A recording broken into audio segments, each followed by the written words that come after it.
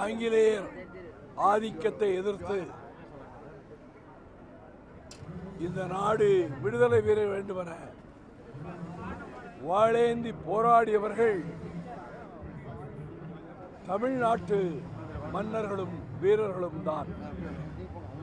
அதுவும் தெற்கு சீமை தலைமை தாங்கியது.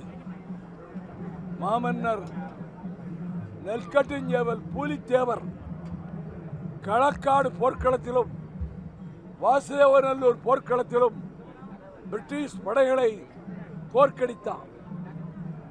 கடைசி போரில் சங்கரங்கோயில் ஆலயத்துக்குள்ளே சென்றவர் திரும்ப வெளியே வரவே இல்லை. இன்று வரை அது மர்மமாகவே இருக்கிறது. அந்த பூலித்தேவர் மன்னருக்கு முதலில் தமிழ்நாட்டில் சிலை வைத்தவன் அடியேன்.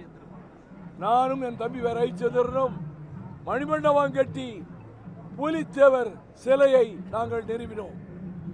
அதுக்கு சற்று சில ஆண்டுகளுக்கு பின்னர் பாஞ்சாலங்குறிச்சியிலே வீரபாண்டிய கட்டபொம்மன் வெள்ளையரை எதிர்த்து போர்க்களம் கண்டார்.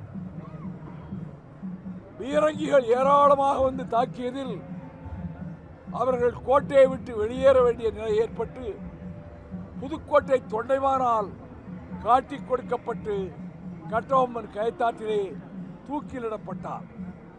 இந்த போர்களில் அத்தனை சமூக தலைவர்களும் பங்கேற்றார்கள். ஒண்டி வீரன், அருந்ததியர் குலத்திலே பிறந்த ஒண்டி வீரன் பூலித்தேவரின் சேனாதிபதியாக இருந்தான்.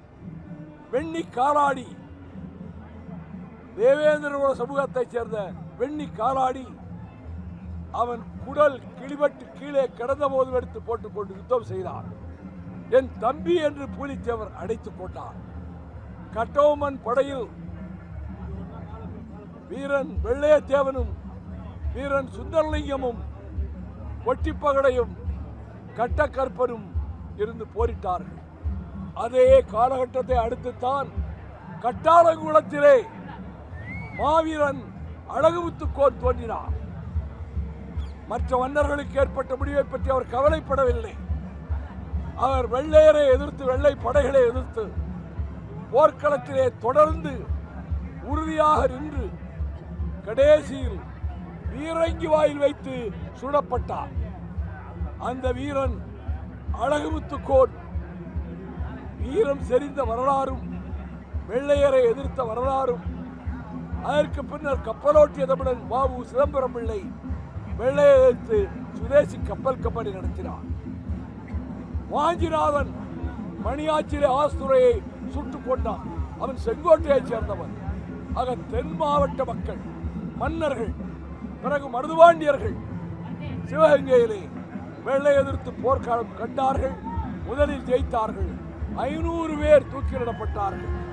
இந்த வீர வரலாறை நினைவூட்டுகிற போது வீரன் அழகுமுத்துக்கோன் அந்த வரிசையில் இருக்கிற முக்கியமான கட்டாலங்குளம் தலைவராவார்.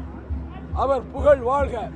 269வது இந்த குரு பூஜை நாளில் வீரன் அழகுமுத்தோருக்கு புகழ் வணக்கம் செலுத்தி அவர் கீர்த்தியும் புகழும் இந்த மாவீரர்கள் வரிசையில் எந்நாளும் தொடர்ந்து நிலைத்து நிற்கும்.